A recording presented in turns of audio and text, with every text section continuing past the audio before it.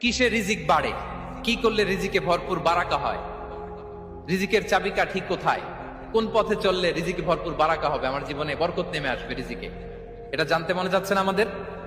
হ্যাঁ, কষ্ট হচ্ছে আপনাদের? কষ্ট হচ্ছে? তাহলে কি করলে রিজিকে ভরপুর বারাকা হয়, কি করলে আমার জীবনে ভরপুর বারাকা নেমে আসে, এই পয়েন্টটাতে আমরা একটু আলোকপাত করি। যেসব কাজ করলে আমাদের জীবনে রিজিকে আসমানি বারাকা নেমে আসবে, আমাদের রিজিকে আসমানি বারাকা নেমে আসুক, আমরা চাই কি চাই না? সবাই আমরা চাই নিশ্চয়ই। যে কাজ করলে রিজিকে আসমানি বারাকা আসে, এর এক নম্বর হচ্ছে তাকওয়াল্লাহ, আল্লাহর ভয়। আল্লাহ তাআলা বলছেন, ওমাই ইয়াত্তাকিল্লাহা ইয়াজআল লাহু মাখরাজা ওয়া ইয়ারযুকহু মিন হাইসু লা ইয়াহতাসিব।